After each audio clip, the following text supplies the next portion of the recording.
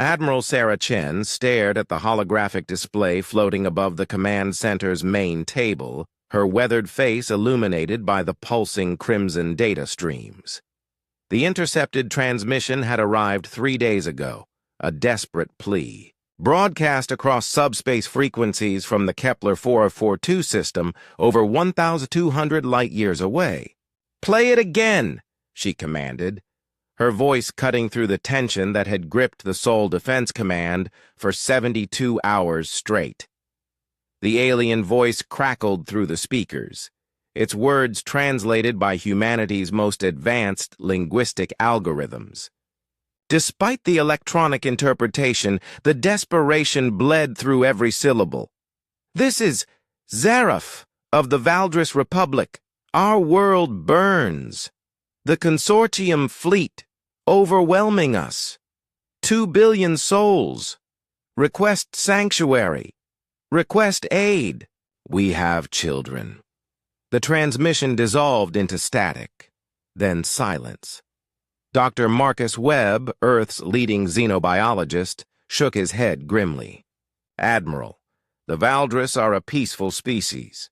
Agricultural world, maybe a few 100,000 military personnel at most. The Hegemony Consortium." He paused, consulting his tablet. "Intelligence estimates put their fleet strength at over 3,000 vessels. This isn't a war. It's extermination." Chen's jaw tightened. The Hegemony Consortium had been humanity's greatest fear since first contact 5 years ago. A collective of 12 aggressive species that conquered worlds not for resources, but for the simple joy of domination. They had already consumed 47 civilizations, each one supposedly more advanced than Earth. "Ma'am," interrupted Lieutenant Commander Torres from the communications station, "we're receiving updates from our deep space monitoring stations. Long-range sensors confirm massive consortium fleet movements in the Kepler system. The Valdris homeworld." He swallowed hard. "Orbital bombardment began 6 hours ago. The command center fell silent except for the hum of quantum processors and the distant thrum of Earth's planetary defense grid. Everyone understood the mathematics. Even at maximum burn, humanity's fastest ships would take 11 months to reach. Kepler 442. The Valdris would be extinct long before any rescue could arrive." Chen turned to General Rodriguez, head of the Seoul Marine Corps. "Miguel, what's our current fleet readiness?" "Full deployment capability, Admiral. The Third Fleet finished. Their refit last week, 200 ships including our newest dreadnoughts. But the distance is irrelevant," Chen interrupted, her decision crystallizing. "How long to activate the Prometheus network?" Webb's eyes widened. "Admiral, the network is still experimental. We've only tested it with unmanned probes.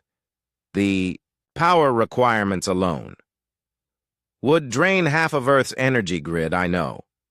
Chen moved to the tactical display, her fingers dancing across the holographic interface. "But it would get our fleet to Kepler 442 in 18 hours instead of 11 months. The Prometheus network represented humanity's most ambitious engineering project, a series of artificial wormhole generators positioned throughout the galaxy. Unlike the consortium's traditional hyperspace technology, which required months of travel time, the network could theoretically transport entire fleets instantaneously across vast distances. "Ma'am," Torres called out, his voice strained. "New transmission coming through. It's from Valdris children." The speakers crackled again, this time carrying the high-pitched voices of younglings begging for their parents, crying for help that would never come. The sound hit the command center like a physical blow. Chen's expression hardened into something that had made enemy admirals surrender rather than face her in battle. "General Rodriguez, begin immediate fleet mobilization. Dr. Webb, I want every xenobiological expert on the consortium species working around the clock. Weaknesses, behavioral patterns, anything we can exploit. Admiral, Webb protested, the consortium has never been defeated. They've conquered civilizations with technology centuries ahead of our own. What makes you think? Because they've never fought humanity, Chen replied, her voice carrying the weight of absolute conviction. They've fought civilizations that accepted defeat as inevitable, species that calculated odds and surrendered when the mathematics looked unfavorable. She gestured toward the tactical display showing Earth's industrial capacity. Shipyards, working at maximum output, training facilities producing warriors by the thousands, research stations developing increasingly deadly weapons. Humans don't surrender. We don't calculate acceptable losses when children are crying for help. We look at impossible odds and ask ourselves one question: how do we make the enemy pay the highest price possible? 12 hours later, Admiral Chen stood on the bridge of the UES Defiance, humanity's newest and most powerful dreadnought. Around her, the Third Fleet hung in formation. 200 ships crewed by volunteers who had stepped forward without hesitation when the call went out. Prometheus Network, charging to full capacity, reported the chief engineer. Power draw reaching critical levels across all Earth stations. Through the massive viewports, Chen could see the artificial aurora created by the enormous energy discharge. Every city on Earth had dimmed its lights. Every factory had reduced output. Every civilian had accepted rolling blackouts, all so that strangers on a distant world might live. Network activation in 30 seconds, announced the navigator. Destination: Kepler 442 system. Chen activated the ship-wide communications system. All vessels, this is Admiral Chen. In a few moments, we'll be entering a system where the impossible is happening. Genocide. The consortium believes they're witnessing the end of another species. They're wrong. Today, they learn what happens when humanity says no to the universe's cruelty. The space around the fleet began to shimmer and tear as reality bent to humanity's will.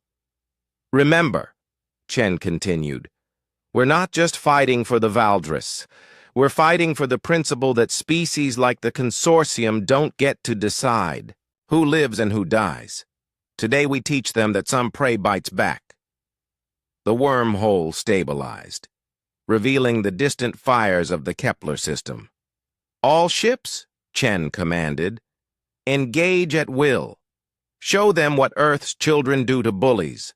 The human fleet disappeared into the artificial tear in space-time, racing toward a battle that would echo across the galaxy, not as the last stand of a dying world, but as the first strike of humanity's crusade against the darkness between the stars.